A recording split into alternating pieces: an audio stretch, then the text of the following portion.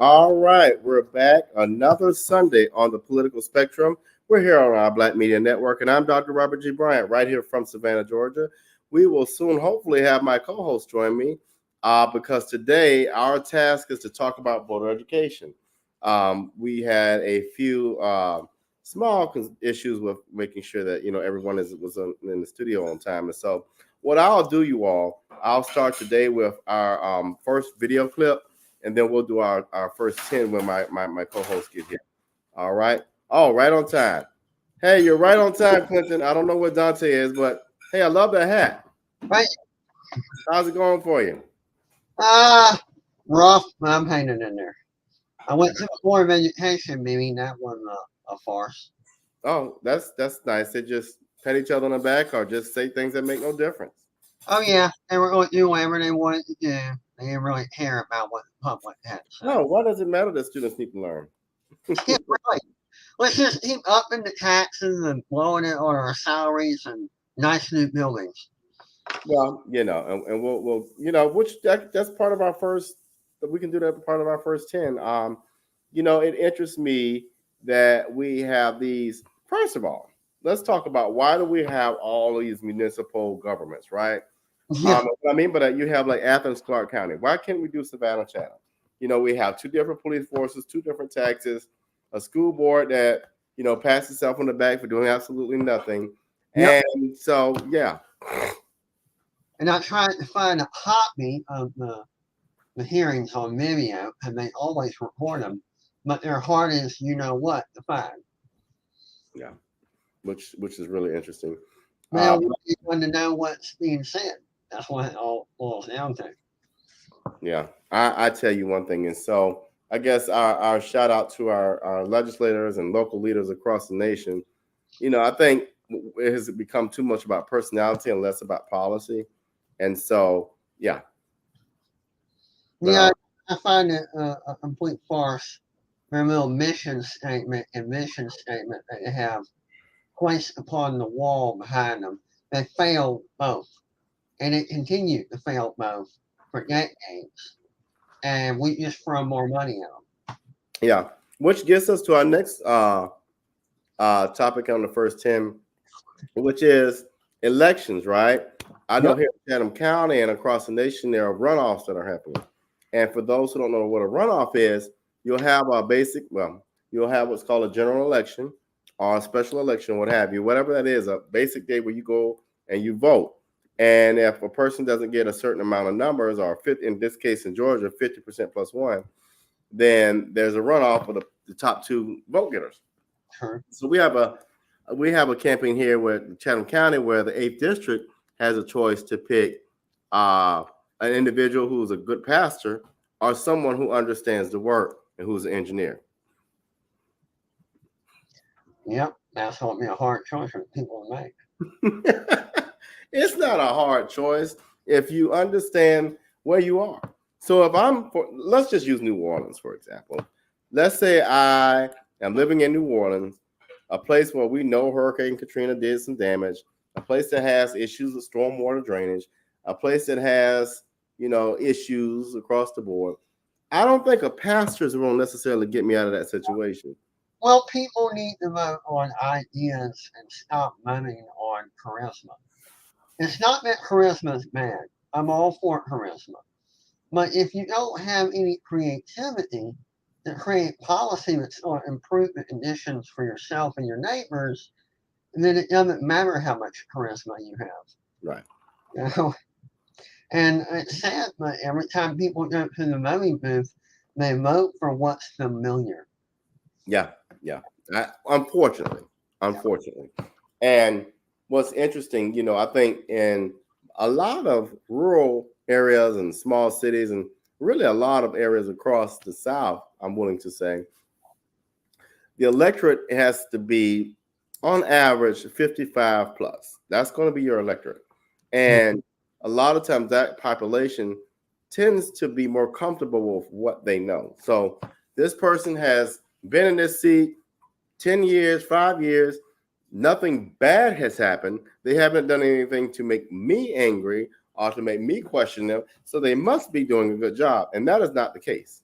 all the No, time. they just take a look around and realize that sometimes sitting back and doing nothing allows issues to evolve into gigantic problems. Hmm. First, stagnation prevents people from being able to survive. If we don't move with the times but in a productive direction, the city transforms into a city that no one knows, and residents who are born and raised there are forced to move somewhere else they can afford. Yeah, unfortunately. So far, our last topic on the first 10, I think this is a great topic. I'll let you, hey, if you, I'd love for you to take the first swing at this and see if you get a hole in one. Do you think Trump or Biden is going to win? Well, from the way it's looking, and this is just, again, I think Trump's going to be victorious from the way it's looking. But Mhm. things can change like that, Yeah. you know? So I don't want to say for sure because every time we think things are going one way, we get a surprise. Yeah. Not to mention, even if Trump were to be victorious, a lot of people that vote for him need to realize, hey, who you going to vote for when his term is over? You need to think of the next 4 years. You can't put all your hopes on one person who's only going to have one term left. You got to think, well, who I want next? Who I want after that. But you want changes to occur, and it can't all happen in 4 years, and that's for the Trump supporters. Right. Now you believe he can resolve every problem, but let's say hypothetically he can do the things that you want him to do. He's only got 4 years to do it. 4. Yeah. That's it. You know? And what was hard for people to digest is, I think what people see is what they believe, and that makes sense. But you know what you're going to see, you won't see Biden's policies really kick in until the next 4 years. Yeah. What we're just now kind of coming out of are Trump's first term ish, like some of the things he's put implement. What we're starting to experience if I have policy. Right. And so What Trump I think to answer the question, if I, right now I would say it's 50-50. You know, I was saying the same thing right now. I think it's 50-50. I think if people really think about safety and they think about the opportunity for war and a war, Biden he should tick up in the numbers. And why? Of all 5 candidates, Biden is the most qualified foreign policy wise and with foreign relations and war. You cannot put someone else in that seat if we shift into a conflict internationally. Yeah, but we need to look at what's been happening lately. I think we need to cut off all money from Palestine, Israel, Ukraine, and Russia. I think we need to stay out of both of those situations. Mostly because Americans need that money first. Unless we think we're going to use a nuclear weapon, we need to leave it alone. No matter who you side with, we can't afford to stick our nose in the foreign conflicts right now. We're not in a good position. And we're just not. I don't think we have a choice. You know, I think honestly, our federal government, to our own safety, and I think they do a good job of making sure we don't know things until we need to know them. I don't think Russia is just bringing their nuclear submarines and ships to Cuba just to be nice and cute and do exercises. That's the biggest force. That's malarkey, as Biden would say. Yeah, It's a real threat. it's a real threat, but we've also, how can I say, they asked us not to get involved with Ukraine because they're afraid of any types of bases from NATO being built toward their border. Yeah. And we've been advocating for Ukraine to join NATO, which Russia said, please don't do that. You do that, that's it.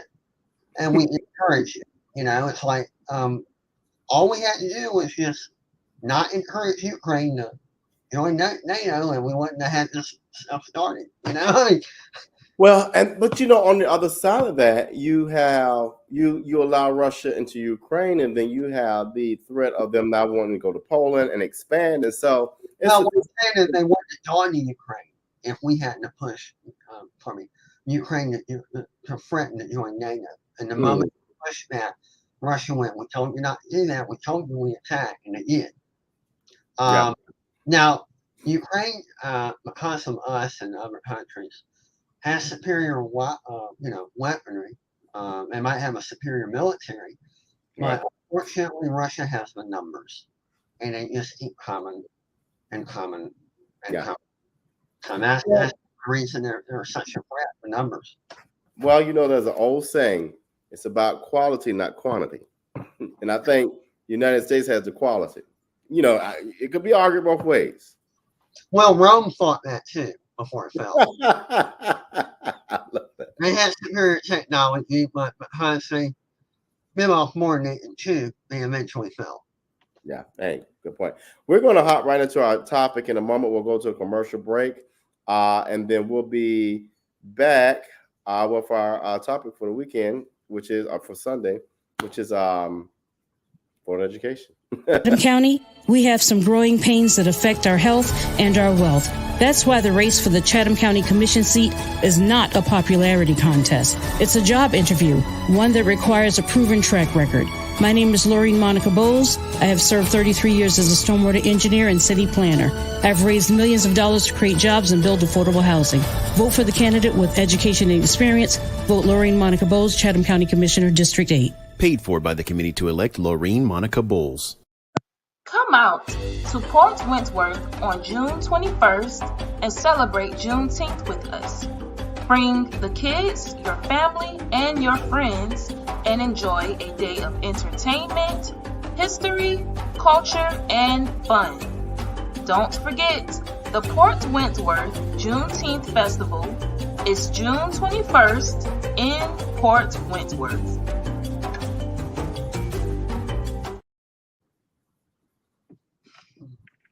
It's election season, and in order to vote, you have to be registered. Here's what you need to know before you head to the polls.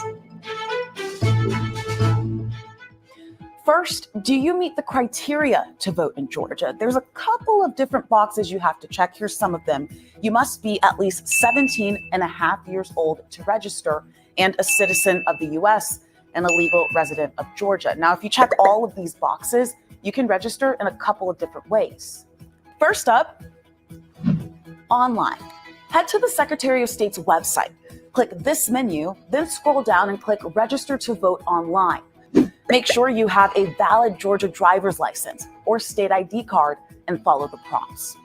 If you want to register by mail, you can download the application by clicking here and mailing it to the Secretary of State's office. You can also register in person at your county's registrar's office or election office. There are also two bonus ways to register to vote. When you sign up for a library card, you can also register to vote. Getting your license in Georgia? You can also register by filling out these forms there too. It's as easy as checking a box. Just make sure to look out for it. Keep in mind, if you move within the state, you have to tell your county's registrar's office or submit a new voter registration application. And just because you register once doesn't mean you stay on the rolls. To see if you are already registered, check the My Voter page. You can find that by clicking here and filling out the information. For all of the links that we just talked about, pull out your phone and head to 11alive.com/vote.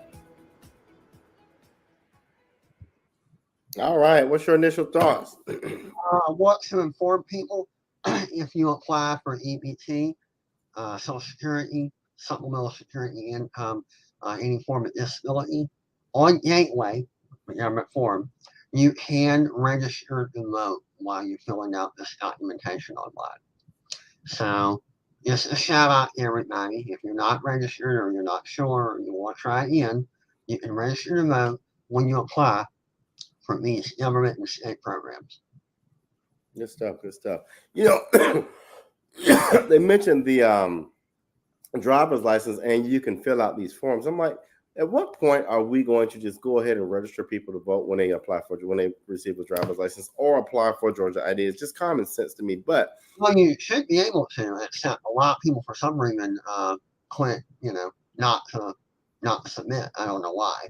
But, well, and I tell people often, I hear this, the reason why some people make it so hard to vote is because they don't want certain votes. And, they want certain people to be in office, and that's to the detriment of of yourself and your values.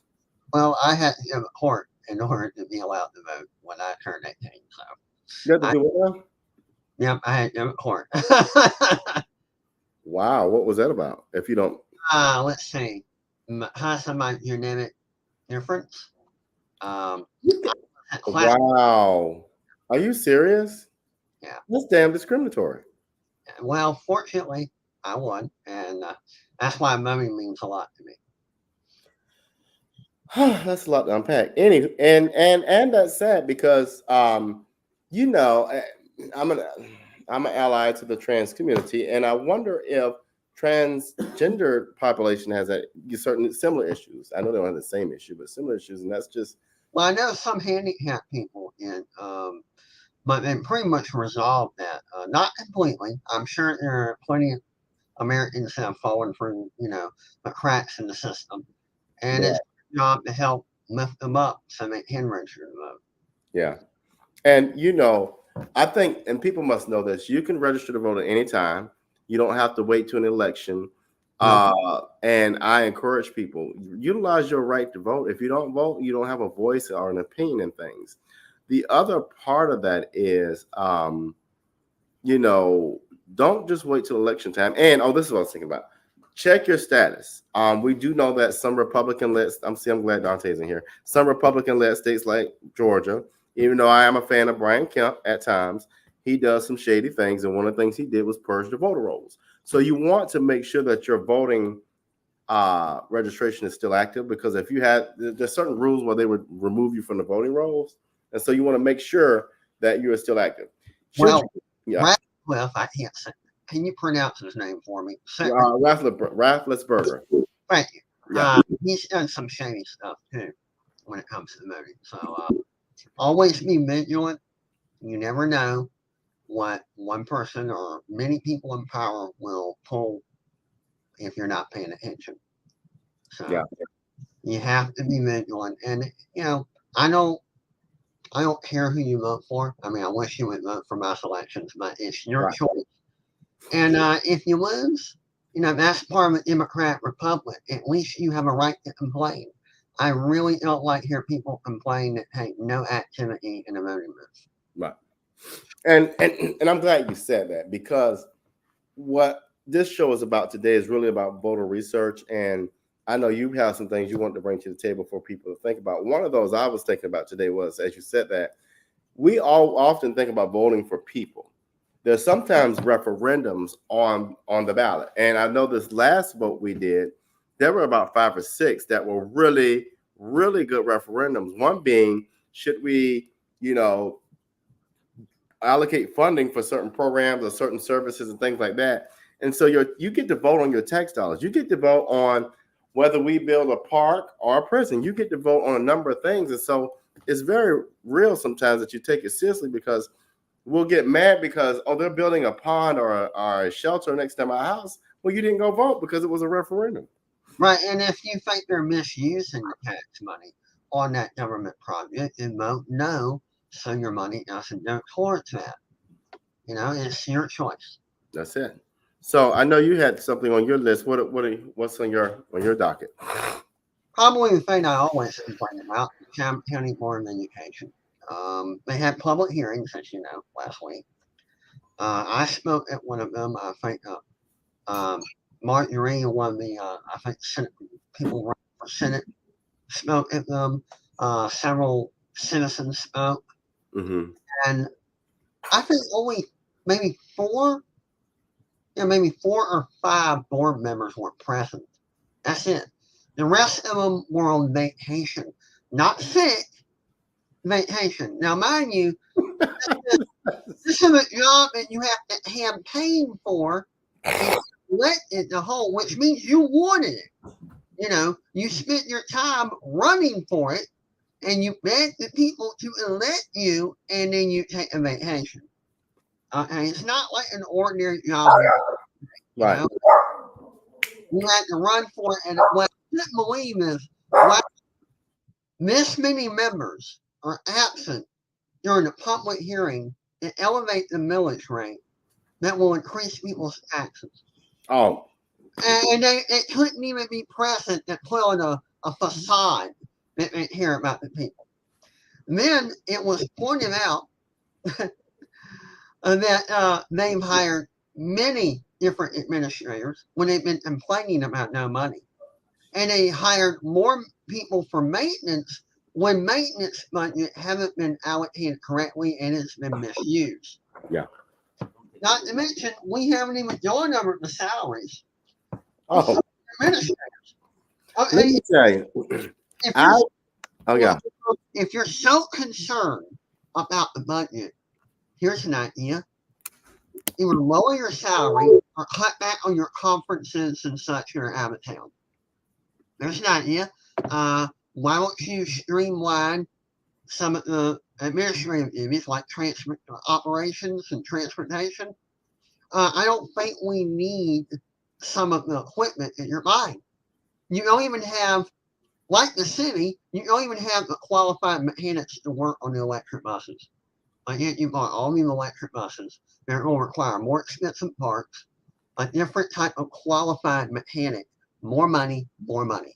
Not to mention the batteries are corrosive and are a biohazard for hundreds of years. Yeah. And we have no way of disposing of them. I mean, you think combustible engines are bad. Take a look at these batteries on these electric vehicles. Well, well, you know, we live in a government that gives us red dye 520 in our cereal and Yeah. cow milk. And now why not we just put a nuclear plant and give everybody cancer? And by the way, we got a battery to put it right up your ass and then you can get more cancer. Yeah. Oh, and, don't worry about your power bill going up. Oh, no. You know, we have all these new electric vehicles that are going to make it go up even more. Yeah. Right. And we're going to charge you for the building of it. How about that? Oh, Yeah. but make it even worse. I don't know if you saw the Watchdogs a few weeks ago. Those same electrical vehicles that they bought and they put in operation had no insurance.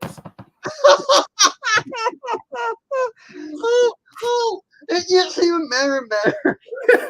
So you know, hey, you gotta love it. You gotta love it. I Hey. can't think of a well-run municipality in the state. Maybe DeKalb County. Maybe Michael Thurman has it going on in DeKalb County. But I don't know. I know what I would have done if I had the ability and if I could get the votes if I was on city council. I would create a voucher system and I would advocate a state that implements school choice. And the public school system would have to compete with private school, online school, and schooling at home.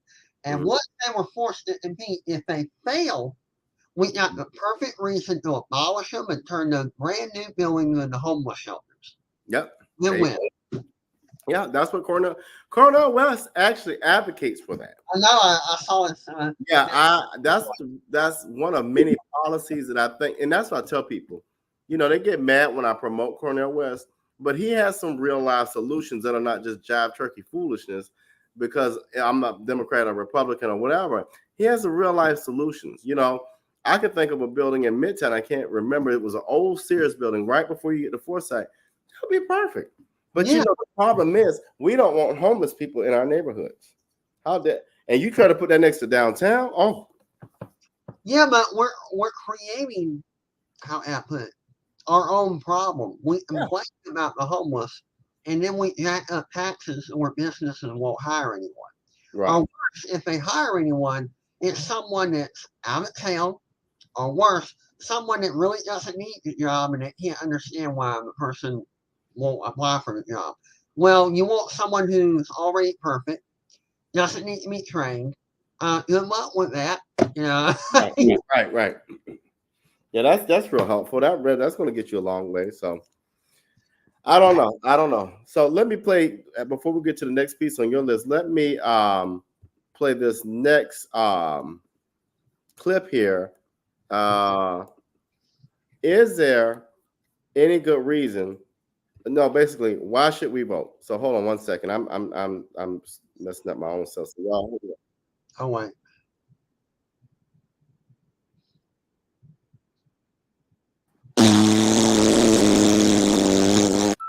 Fair enough, maybe you're less than 18 years old, in which case your time will come. Or maybe you're in prison. Or maybe you're the Queen. If you're the Queen, it's your parliament and you're not allowed to vote.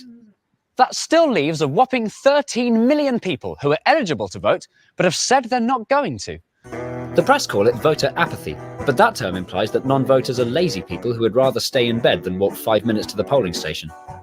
The truth is even sadder. A lot of people are informed, passionate, and clued up, but have chosen for their own reasons not to join in. What legitimate, decent, well-thought-out reasons could they possibly have?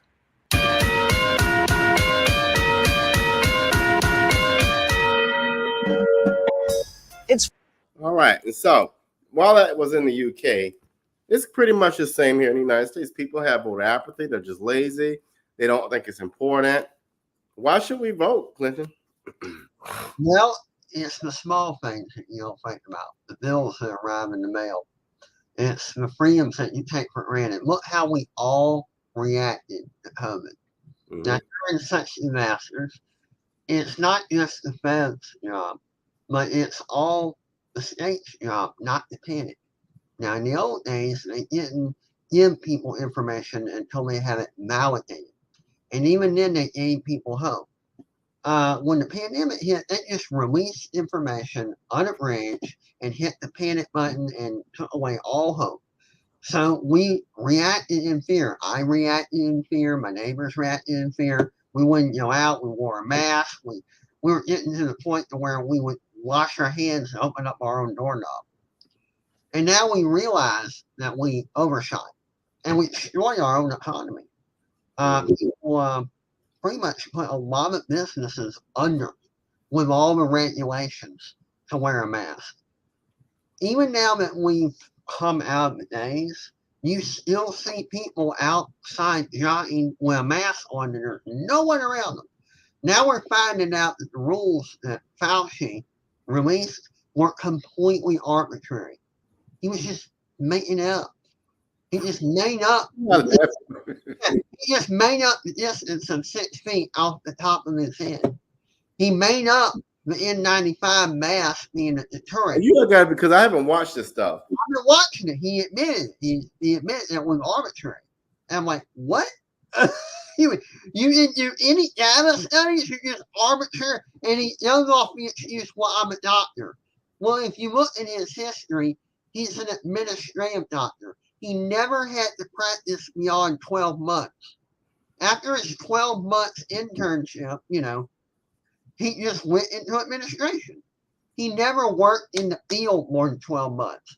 That's not a doctor, in my opinion. It's a doctor. No, and not only that, why the hell do we have disease in control? Money. So we can determine who gets health care and who doesn't. That's some gosh. So wow. And wow. And the second part to all of this is it was the job of the Center of Disease Control to call him out and wait a minute, the data doesn't match what you're saying. And but that's why they're the damn research arm. And they're just now releasing bits and pieces of data they wouldn't release. Excuse me, no government body should hinder the CDC from releasing info or telling them what they have to edit out or hold back. So you're starting to realize all these programs like the FDA, the CDC, they're not pure like they're supposed to be. So let's wrap it. Let me bring it back around. I have another great example. This is why voting is important, because whatever president appointed him was an idiot. Well, you're supposed to have, how can I say it, people underneath the person placed in charge. Well, most people are going to get people around them that's going to support the issue. I mean, yeah. So whoever appointed him was an idiot. But here's a bigger one. So let's say we all decide, Trump's going to win anyway. I'm not going to go vote, and he does win. There's this funny thing called a Supreme Court. And when there are at least 2 justices that are prime ready to retire, possibly even 3. Should Trump win and get 2 more selections, you do know every single right, as you all know, not only just abortion, this would be the most conservative place on the earth, because he would probably appoint, if not 2, 3 more justices, which, by the way, would pretty much just destroy everything. Because that would be how many? That would be a total of 6 out of 9 he would have appointed. According to the Constitution, they serve for life. They only retire if it's voluntary.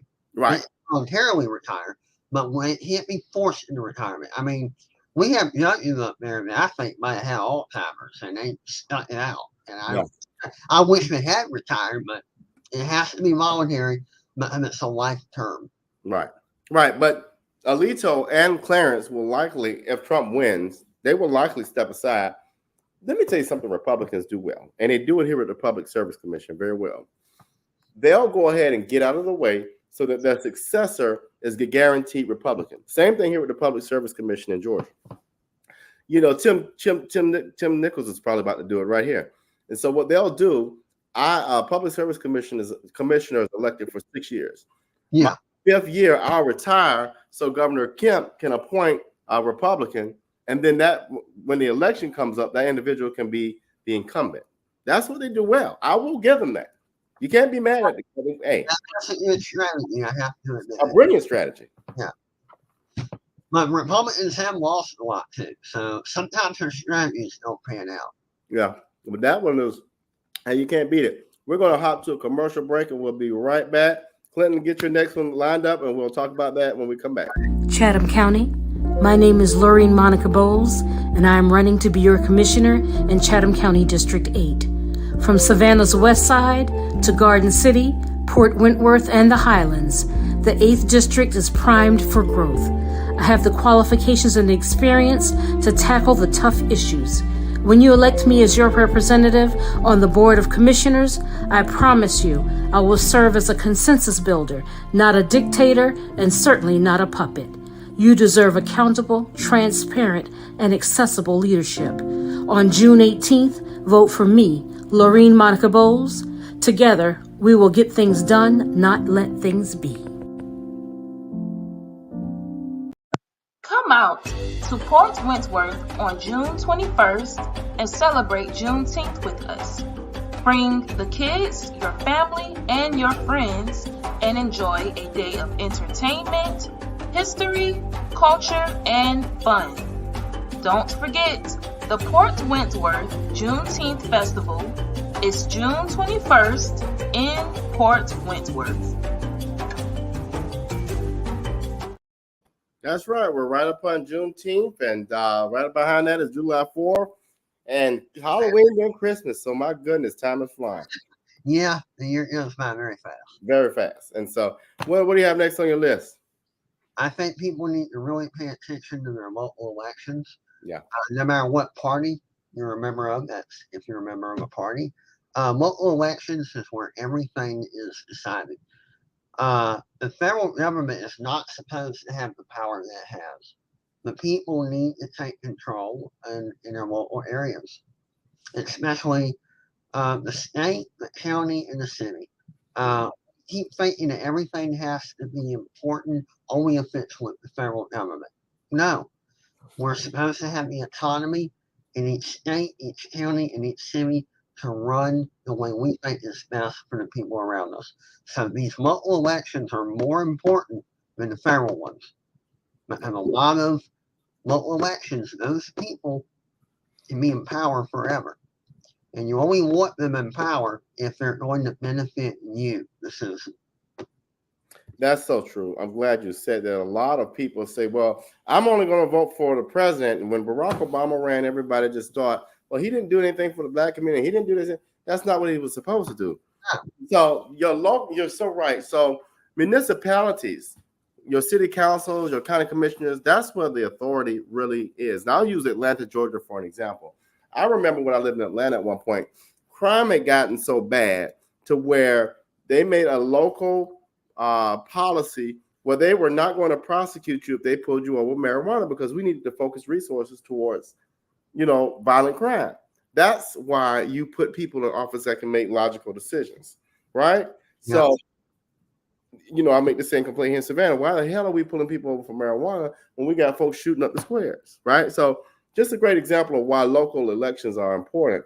Then you get, like you said, to your state elections, which kind of craft the guardrails that a municipality can work in. So, for example, I know there are laws on the book that governs, speed limits and things like that. A municipality can't necessarily change those alone, but there are restrictions or guardrails that kind of guide that, and so forth and so on. But I agree with you. Get out there and vote for your local elections. Also, if you want police to be more about protecting and serving, you need to stop the smart city from becoming a reality. Yeah. The more cameras are pointed out, the less police officers they're going to hire, but they're not going to have the money to hire them unless they raise their taxes. They're wasting. They're wasting an untold amount of money on this technology, and all it's meant to do is basically fine you, either directly through the mail or just take it straight out of your credit card, and your information is up for grabs. Information is supposed to be protected by the HIPAA Act and by your rights as an American. I know you may not think, well, what's the big deal? We're online all the time. We live in an age of voyeurism. It's one thing to voluntarily have people look upon you because you choose to display yourself. It's another thing to have your information taken from you, not even by a person that you met directly, by some third or fourth party that just retrieved it from them. You think things are bad when your information being held by the bank or the credit unions? Just think of how bad it's going to get when your temperature's being read, your medical history being read, everything from a camera shooting inside the window of your car as you go by, or shooting into your face as you walk by River Street or any other. How about this? And this is one of the reasons I don't have Alexa in my house. You don't know who Alexa is going to and talking to and sharing with. Yeah, so look, once you give something away, you have to have a war or shed blood to get it back. And if we give up all our privacy, we'll have to shed blood to give it back. That's a freedom you don't want to lose. Yeah, and watch this. Going back to the Supreme Court pick, the more the conservative the courts get, the more they're going to be like, yeah, we want your information, because the person, let me tell you something I learned a couple of days ago. The person with the power makes the rules. Yes. So Trump and the Supreme Court have your information, want your information, they will make the rules. And guess what? You can be in your home, like let's say you have a basic home surveillance system where you got a camera in the house and a doorbell camera. Who's to say they just won't watch you ever move? And I mean, I'm sorry, but I don't want someone knowing my medical history. What if they decide they want off me? They know what I'm allergic to, they know what I'm not allergic to, and they can make it look like an accident. What happens when your local government decides, hey, we have too many people in this city, we need population control. I know, we know what all these people are allergic to, we'll just put it in such and such, and it'll look natural. And we can lower the population rate. Who's going to stop them? Well, and watch this. Trump has already said he's coming for revenge and he wants to be a dictator. So who's to say we're just setting ourselves up for disaster. I'll just use that. Who's to say that he doesn't become, like, I'll use Russia, for example. If you piss Putin off, he's going to kill you. There's no secret. It's happened many times. So we don't do that. Here's something the executive branch has so much to stop it. I mean, right now, no offense, but the President Biden is not running the show. But hey, if we were so dependent on the executive branch, we would be downhill because he's out to lunch. Other people are running the show. Congress. If we get a power-hungry person for president, female or male, we got Congress, we got Supreme Court, and we have all the local municipalities, we got state governments. It's too difficult for them to take over. And to get martial law invoked, there are so many steps they have to get past. We have barriers to stop that. Not to mention, Trump's not that young, you know, so he's got nature going against him, the Constitution going against him, all the states going against him. Supreme Court. I mean, there are a lot of conservatives on the Supreme Court, but no. Well, but here's the scary part. There are a lot of Margaret Green Taylors in the world. You have to Yeah. Okay. All right, so we're gonna play this next clip here, and then we'll do a commercial break after that, and then so let's look at how do you research candidates? How do you research a candidate that you're before you go out to vote? So here we go. Let's learn how do we research candidates. Voting is one of the most fundamental and fought-over rights of American citizens. It's important to participate in each election, both local and national, to make your voice heard.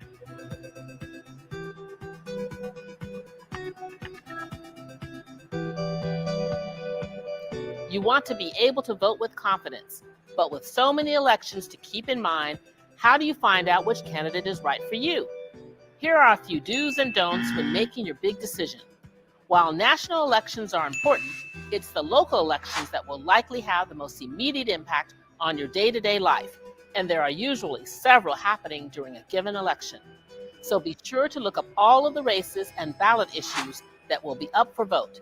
Generally, a state Secretary of State office is in charge of administering elections and is a good place to start your research. Online, you can find nonpartisan, nonprofit resources that will generate an example ballot based on your zip code and can even give you information about a candidate's background and stance on the issues. It's important to use multiple sources when doing research, as some websites may contain information lacking in other sites. The same goes for following news about the election. Every news outlet may have a different spin on a story, and using multiple sources will help you make the best decision for yourself. During an election season, voters are bombarded with political ads on TV, online, in the mail, and even just walking down the street. While these may be the loudest voices during election season, it is unwise to use ads alone to make your decision.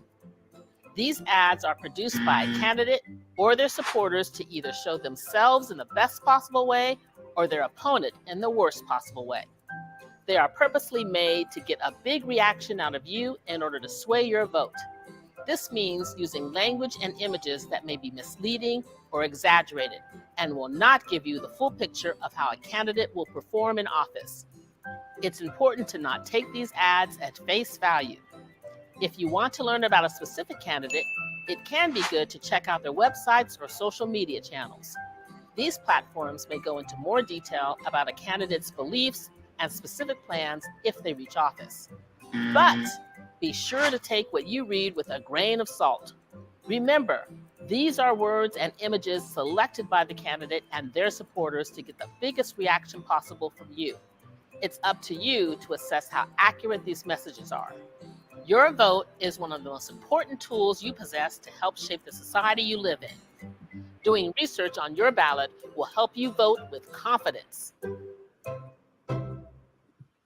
I think she said a very important thing. Voting helps you to shape the society that you live in, and it's so important. And there's something that she didn't really touch on, but she kind of did. Yeah. Critical thinking.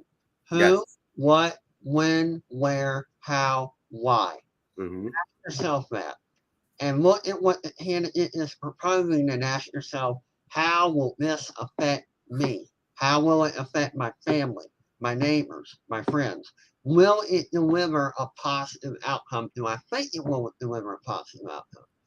Make your choice based upon what they want to do, not likability, not how they're portraying the opponents, their policies themselves. If you think the policy is going to make things worse or just not have any effect at all, and vote for another candidate who has different policies. Number one. Number two, the candidate you select, they're not going to have everything you want. Pick the one that has the majority of the policies you want. 60%. Okay, a lot of people look, well, this one didn't have this, and then yeah, but you agree with 80%. Yeah, but they had two things I didn't like. Really? You have to kind of, I hate to say this, fit the lesser of the evils. Pick the one that has the majority of the policies that you want implemented. And that should be the one you go for. And we need to push in K through 12 critical thinking skills. That is not being delivered in public school. That's another complaint we have about board education. You? No, I totally agree. I think what angers me a lot with people is exactly what you said. The lack of critical thinking skills that adults have in today's world just makes me cringe.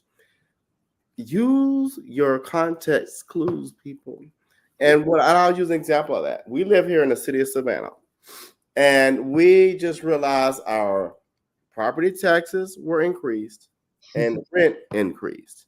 And they said, we're going to work on stormwater drainage, which means it won't flood as much or as bad. We have not seen a plan yet that talks about anything with stormwater drainage. So why in the world would you follow an endorsement or vote for a candidate again, or even why isn't there uproar? So it baffles me how people will go. I think I'll use the wall, for example. We're going to build a wall and Mexico is going to pay for it. We don't see a wall and Mexico haven't paid for anything, but yet we're going to support them again. I'm lost. Well, look, we have a surplus pointed out to us last year. What happened to the surplus? Where's that money at? And then we turn around and we gave millions of dollars to the owners of the property that we built the Embark Arena on, so they can improve their own property to generate more money from the city. Shouldn't you just take the money we're already paying you and use it to improve your own establishment to get more money in the future? Why we got to pay you more money so you can charge us more in the future? And this is why. And I go back to this. This is why I give Brian Kemp, the governor of Georgia, credit. Now, I'm not saying he's the best piece of sliced bread, but if you go give him a report card, he would probably get a B-, B+. I got to give him his credit. Whereas certain politicians, if you get anything below a C, I don't know what to say. I have another complaint. Stop focusing on bringing royalty and political powerhouses to Savannah and wasting the taxpayer dollars on fawning over them. And you should be focusing on improving the conditions of your constituents. Yeah.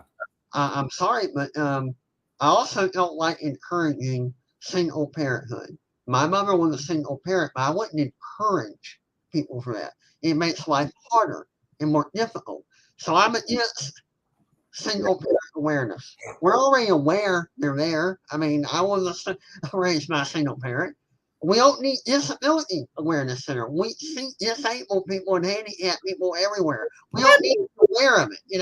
We need to stop wasting money on frivolous celebrations of reality. Okay.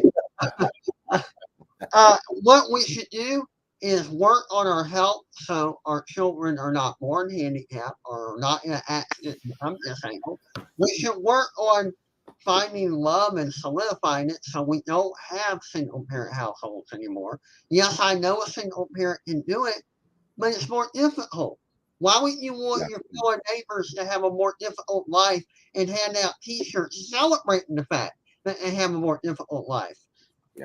There's a difference between compassion and encouragement. I'm all for empathy. I'm all for compassion, but I don't want to encourage people to make their life. I think in that vein, kind of in that same spirit, I want to give this district attorney her kudos, Shalina Cook Jones. She did an interview a couple weeks ago. Maybe I think it was Tuesday, and and the reason why I give her kudos is because she understands that the criminal justice system needs reform, much like you're talking about. Instead of us demonizing felons, instead of us just throwing people in jail and throwing money at the problem of rehabilitation, she talks about rehabilitation.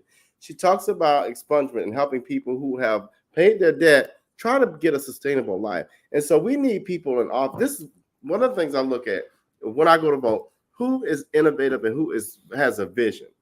I'll use an example of that. Let me shift gears real quick. Okay. We live in South Georgia, y'all. We have just a growth boom with the ports, the movie industry. They're about to build a bigger bridge.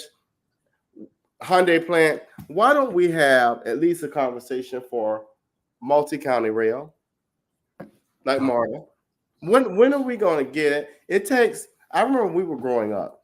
It took 5 minutes to get from, let's just say the Talmadge Bridge to Pooler. You get on that road now about 5 o'clock. It's going to take you at least an hour. Like, when are we going to get visionaries in office? We don't need another minister. We don't need another teacher. And I'm not hating on them, but we need people who are thought leaders and policymakers. Well, one of the problems is we're voting people in basically, if not charisma, and academic prowess. Oh, I graduated with this degree. Right. I have this degree. Yeah, what's your ideas? Well, you don't have any. Okay, I don't care if you have a doctorate, a PhD, and you were a principal of a wonderful university. Right. If you have no ideas, you have no ideas. I'm sorry. I remember Pat Roster. I mean, he sounded like he was reading off his resume. Then when it came down to ideas, here's what he said. Oh, I agree with what this administration. Do you have any ideas of your own? No? Okay. Sit down. Don't run. I'll never forget hearing this line from a number of people. I just want to help the mayor. Well, the mayor's an idiot. So there you go. So that makes you an idiot too. I'm sorry, but I don't even think the mayor is running the show. He's just the figurehead. We both know that. Okay? Oh, yeah. And this is around this, even in Atlanta, I'm disappointed in Andre Dickens. Like, come on, folks. So I think let's bring it back full circle is researcher candidates and talking about mayoral races. Anytime you have a medium-sized municipality, not the size of Chicago or New York, and the candidate has raised $500,000, that's a red flag. Yeah, or how do you get so much money for such a low office? Also, I want to make something clear. You do not have to have a college degree to run for these offices. Right. I get real irritated when, well, I have a master's degree, I have a doctorate, yeah, so what? Right, but you're still dumb. Any American who has a good idea and who's registered to vote and fit the criteria, you can run. You don't need a VOTEC degree or a college degree. Right. What you need is a vision, and you need the right team to help you implement it. That's right. That's what you need. And that's for pretty much most of the positions. For example, you don't have to be licensed. I don't think you have to be a licensed embalmer or anything. You don't have to run a funeral home to be the coroner. You don't have to have a law degree to be some of these judgeships. No. You really don't have to do law. I could run for sheriff if I wanted to. True. I can't, and I can't change the criminal. I'm just too slow, man. That ain't my life. I pass out after one block. When it comes to criminal justice and all that, I'm too liberal. So my policy, I don't believe in incarcerating an individual unless it's a violent crime. I just don't believe in it. I think we need to stop prisons from being privatized and made for profit. Oh, yeah, that's nothing but a cash cow. That's just foolishness. I think we need to eliminate a lot of these late fees on people when they get out of prison or jail because it just racked up so much debt they have no choice but to go back to a life of crime. Right. If you ever want them to redeem themselves, it's bad enough they're late on some payment. Don't tack on interest. Don't tack on late fees. All you're doing is creating a bigger criminal. That's all you're doing. And so they go back, and then guess who pays the bill, y'all? We do. Yay! So now we have, because we didn't vote, we have a higher tax bill, higher property tax. We got to pay for these criminals over here because all they did was really smoke a cigarette and walk backwards. And guess what? I got to feed my family. So by the time I get through doing all this stuff, because I didn't elect the right person, now I have $0 to put in a savings account. That's why I supported to vote. It's very costly to feed and clothe that many humans trapped in a cement cell. I'm sorry, but it's costly. It would be beneficial to us to give them a pathway to get back on their feet if they're nonviolent. Well, it's called corrections, not destroy, but we haven't gotten that yet. We'll be back in a couple of weeks. Thank you, Clint. We had a great show, very informative. I think this is one that we should do again, but join us next time on the Political Spectrum. Have a good one now. Have a good one.